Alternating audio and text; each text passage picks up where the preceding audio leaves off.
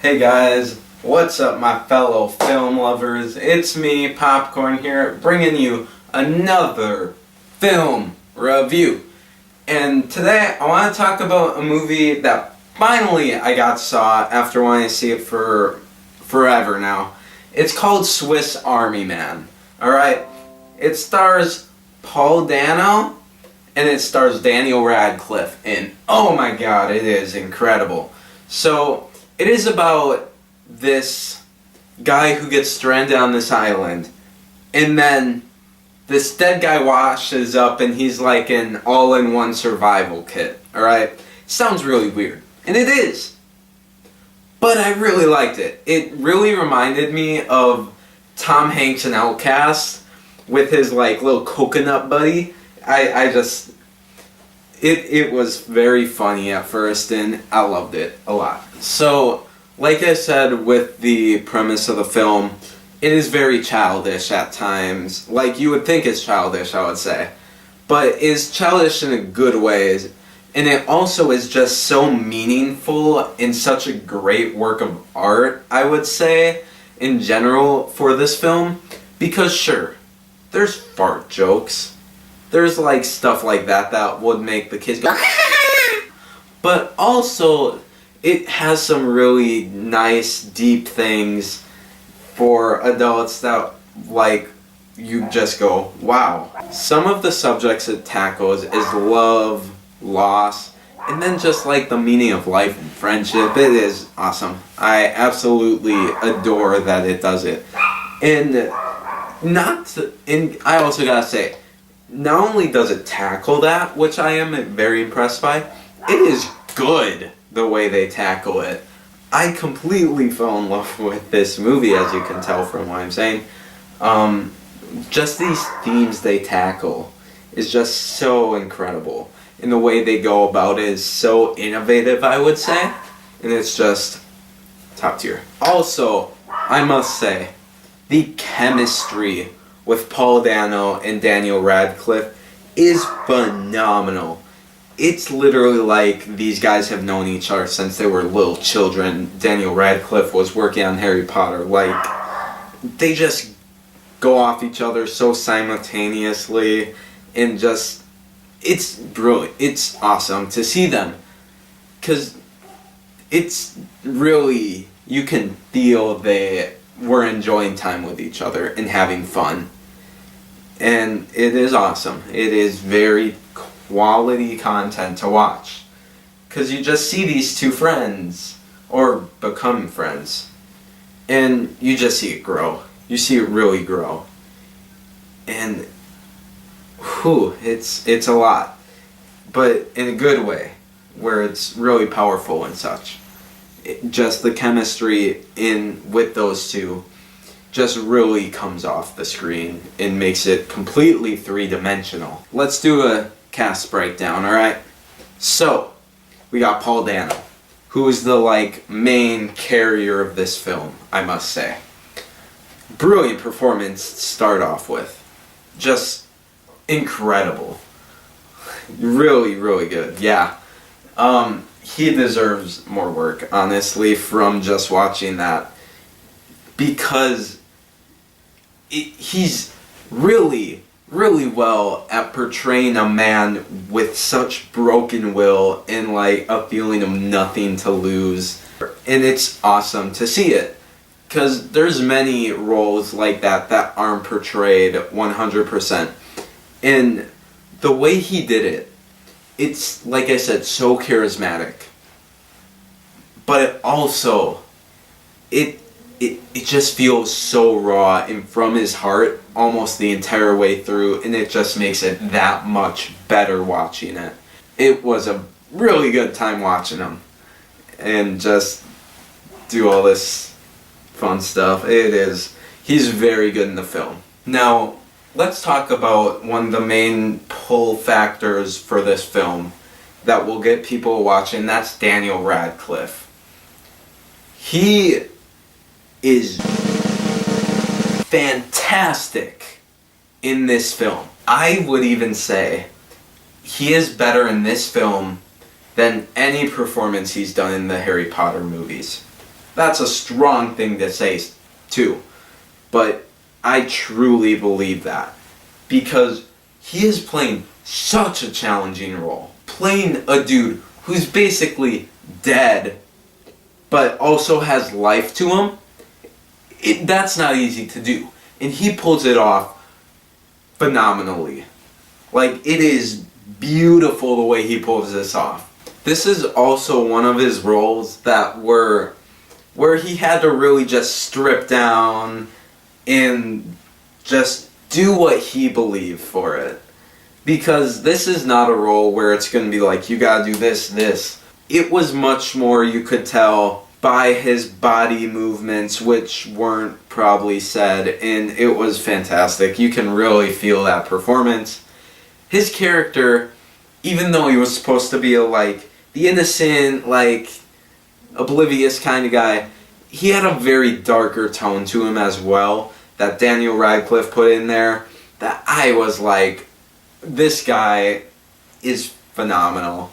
He is an incredible actor and should not just be known for Harry Potter, because he's making some incredible other roles come to life.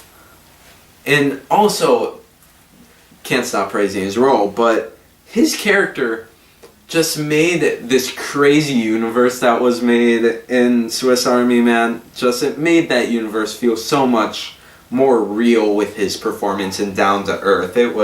It's honestly one of my favorite performances, I must say. It is mind-blowing and so heartfelt. Now, the other note about the cast I had was all the other people.